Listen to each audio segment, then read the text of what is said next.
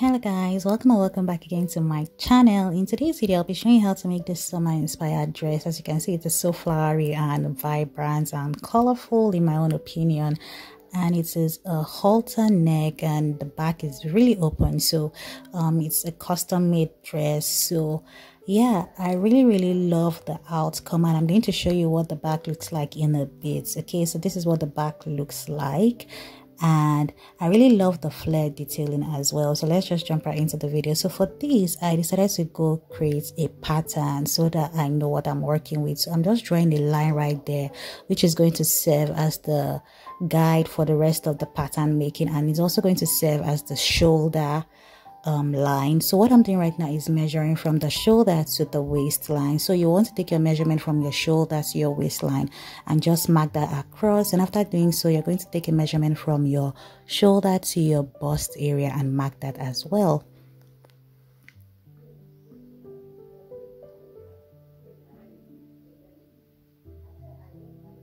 Okay, after doing that, so what you want to do is to take the measurements, the circumference of your bust and your hip, and you're going to divide that by 4, and whatever you get is what you mark. So for the bust, I divided that by 4 and I marked it, and for the waist I divided it by 4 and I marked that right there. And what I'm doing right now is connecting all the lines together, and I also created the armhole so that I just know what to work with. So what I'm doing right there is marking that place needs to be folded, and for this you're just going to need only one fabric, sorry, only one fabric for the front, because the back is open, so you do not need any fabric for the back. And what I'm doing right now is just marking out 1/2 inch, which is going to serve as the seam allowance. After doing that, you want to go ahead and work on the bottom part. So since this is a dress, you definitely do need a bottom. So I'm measuring from the waistline to where the hip is at, and I'm just marking that. So same thing we did for the top, you're going to do for the bottom. So you're going to measure your hip, divide that by 4 and connect it, as well as measuring your waistline, dividing it by 4 and connecting it. So it was easier for the waistline because we already knew that from the top measurement. Okay, so now what I'm doing is that after I was done cutting out all the fabrics I needed, I had to start working with them. So folding it into 2, I decided to fold it into 2 rather, to find the middle, and created a notch there.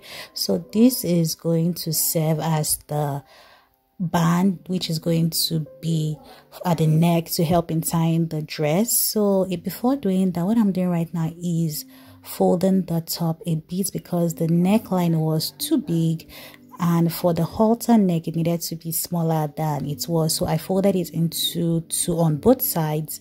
It depends on how big or how small you want the neckline to look like. Okay, so after doing that, I'm just pinning the band onto the neckline just to cover up that space, and also to have the strip for the halter neck.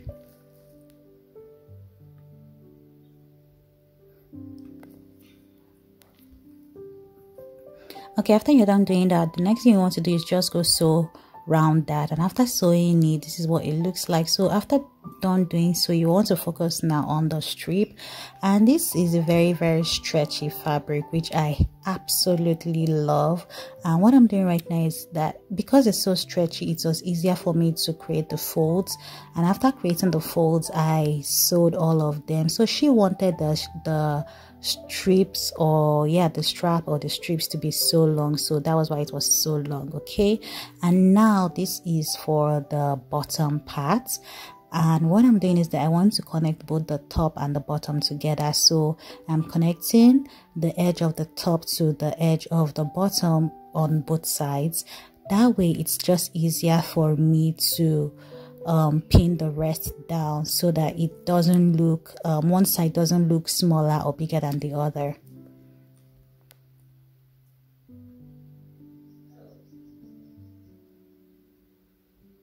Okay, after you're done pinning all of them down, you're going to focus on the back now, because the back is a halter neck, so there isn't a fabric for the top part. What you want to do is also pin that as well. So I'm just showing you how I'm pinning down the front part before showing the back. So you just fold the bottom like you saw me do, then you just attach the top to it like so, then just pin them all down.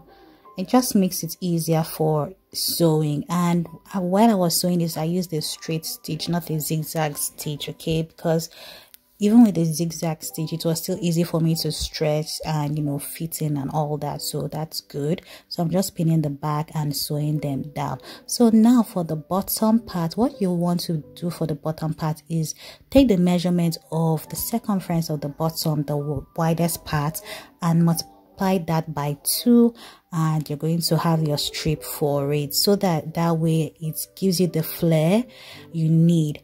And what you'd want to do is you want to sew a straight stitch and create a gather, or gathers like you saw, and you'll just connect that to the bottom part of the dress. After you're done connecting the bottom part of the dress to it, you're going to sew round with a straight stitch, and your dress is pretty much done.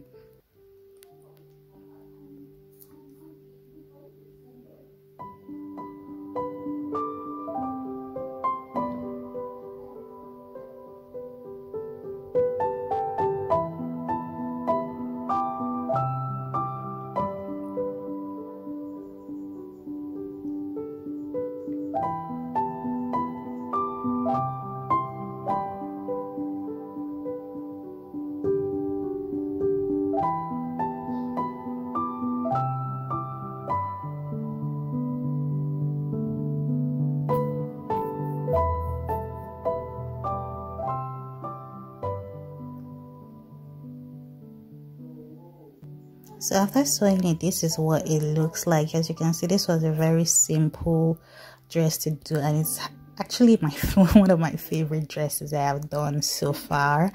And yeah, this is what the fray or the flare or gathering detailing looks like, and this is what the waistline looks like. And the top is a halter neck, like I said before, and it's giving me this summer vibe, if you ask me. The colors, the flowers, everything. So this is it. I also made some accessories with it, which is going to be on my other channel. So yes, thank you so much, and I will see you guys next week. Bye bye.